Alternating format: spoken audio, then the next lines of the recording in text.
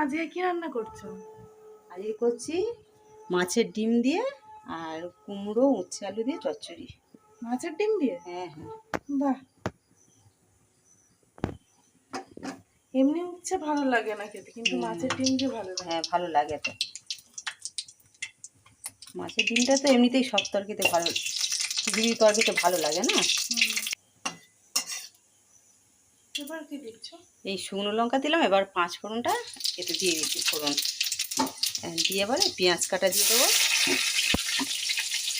পাঁচ ফোড়নের কি সুন্দর গন্ধ চলে যায়। পাঁচ ফোড়ন তরকারিটা দারুণ লাগে। এই উচ্ছে আর উচ্ছেও করলা হোক মাছের ডিম দিয়ে খুব সুন্দর লাগে খেতে। এবার দিয়ে দিচ্ছি আদা বাটা,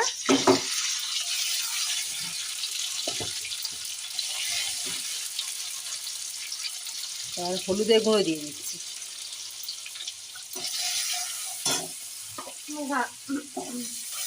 তোমার রান্নার ভিডিও করতে করতে আমি রান্না শিখে যাচ্ছি।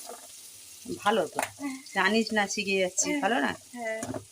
আচ্ছা, এবার গুঁড়ো লঙ্কা দেবো না আমি। হ্যাঁ, কেন? না, কাঁচা লঙ্কা দিয়ে করবো।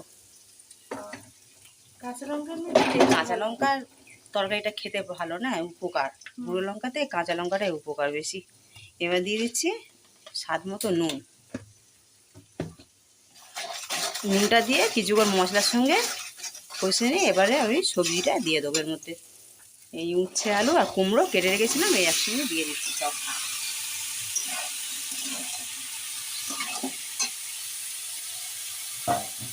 সবগুলো লম্বা লম্বা করে কেটে। হ্যাঁ হ্যাঁ।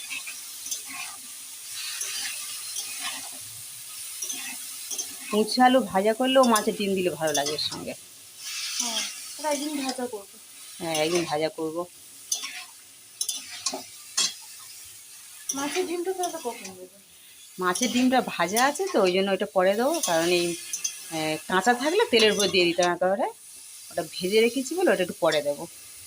কিছুক্ষণ কষার পরে তারপর মাছের ডিমটা দিয়ে দেবো। তাহলে বেশি পুড়ে পুড়ে যাবে না? হ্যাঁ।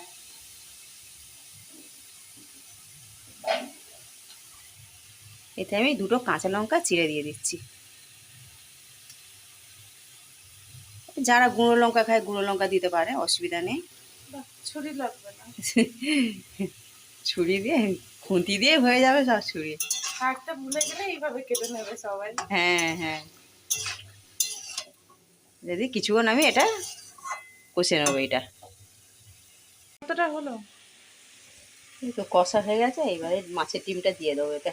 মাছের ডিম না দিয়েই মনে হচ্ছে মাছের ডিম দেওয়া। কেন? কুমড়োটার জন্য। কুমড়োটা রয়েছে না, এই মাছের ডিমটা দিয়ে এবার কিছুক্ষণ এরকম কষে নিয়ে তারপর জল দিয়ে দেবো। হয়ে গেছে, এবার জল দিয়ে দিচ্ছি এটা।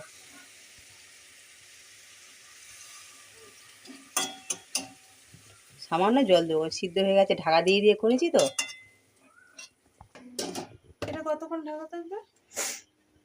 কিছুক্ষণ থাকবে, যতক্ষণ না হচ্ছে। হ্যাঁ হ্যাঁ, হয়ে গেছে। কতক্ষণ রাখলে এটা?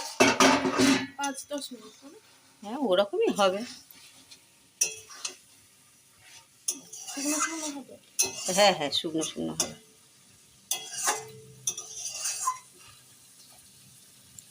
আবার একটু রস রস থাকলে একটু বেশি তিতো তিতো লাগবে। এরকম শুকনো শুকনো করলে দেখতেও সুন্দর লাগছে না, কালারটা। বেশ হয়ে গেছে। সুন্দর গন্ধ উঠেছে, খুব সুন্দর।